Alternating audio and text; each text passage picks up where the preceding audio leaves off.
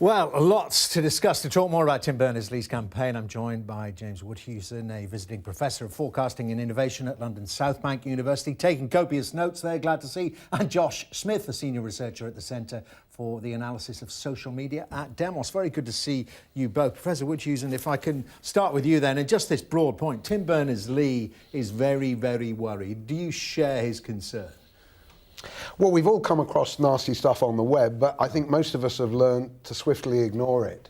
And all of these problems that Sir Tim, who's great in software but not so great in politics, describes, have been around well before the web. You know, newspapers in the yellow press in the 1890s in America had monopolies, they manipulated people, they told lies, they did fake news. That isn't a technical question, it's to do with society. And what we've got to ask is, if you want to clean up the web, who's going to clean it up? To whom are they accountable? And what will be the downside of cleaning it up? Which we park those thoughts, because I just want to get Josh's overall views on Tim Berners-Lee's analysis. Do you go along with it? Well, I think there's a lot that's worthwhile and worthy in this charter that's been kind of put out there.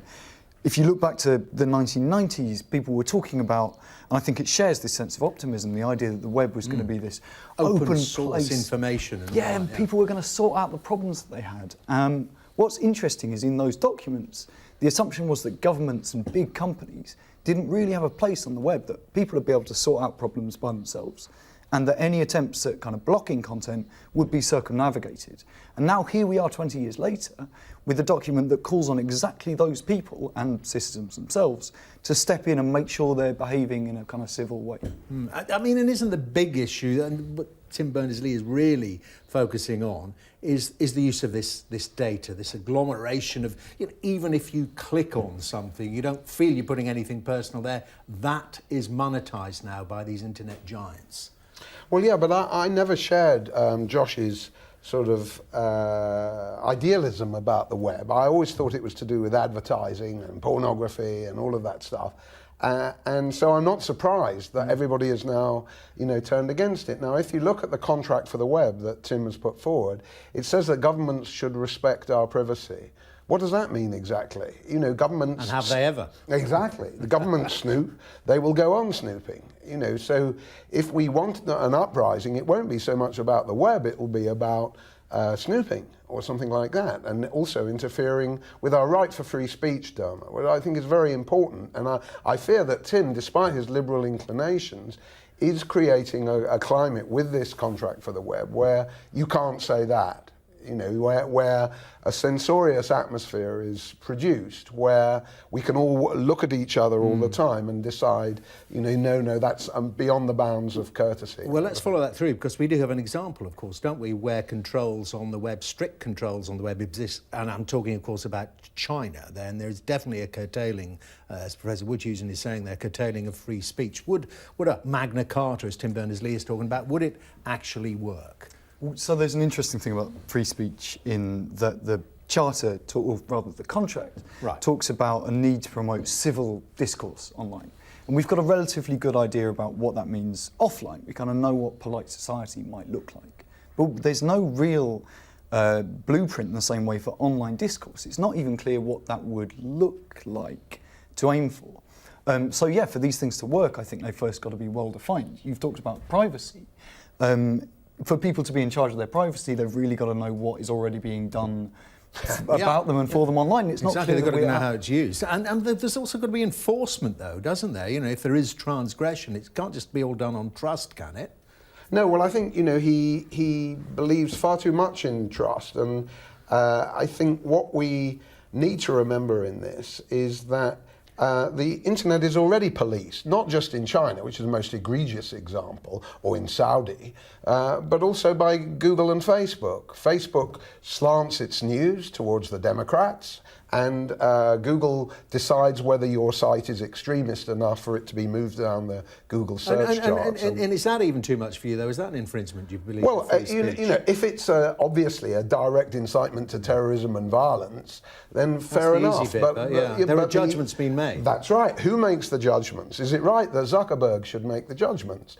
And so the problem is we all run into this bad stuff, and we all are told lies by political cams all day long. But we've got to believe that we need more freedom for the internet, if anything. The same as Ofcom should stop its interference with television to the degree that it does, and the way in which we need freer newspapers. The threat of a Leveson inquiry all over again, and the Cairncross report, as it's called. Right, you're blowing it wide open then, but when it's all joined up, you're saying, in terms of... None of them are as free as they could be. All of them are being And ultimately what you're more. saying is trust the consumers of this, trust people to make their own judgments. I mean, that's one of the things that's really interesting about this contract, is it actually highlights the kind of need for citizens online to take some responsibility for this, that it can't all be governments or tech companies who are in charge of deciding what's civil about discourse or what is and shouldn't be shared or pushed up search rankings. It's everyone on online communities' job to make sure that those are collaborative and open spaces.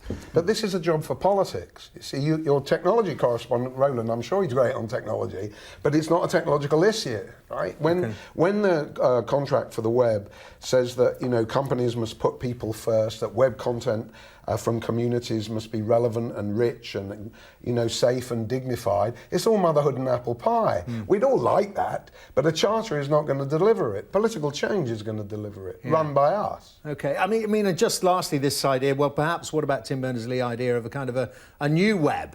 I mean, he almost strikes me as, you know, Dr. Frankenstein. You know, he's created the monster and it's got out of control, so he'll try and create something else. I mean, do you think that's a runner?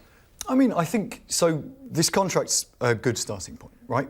As we've discussed, the problem now is going to be working out what it means and how to implement it and how to make sure people stand by it. The new web might be a first idea at, you know, some ways of making those changes, and it's interesting that it's being designed with this stuff in mind. For me, the answer that's like, well, let's build a new one isn't quite good enough, because you're still not. Yeah, the web's a great big money-making machine.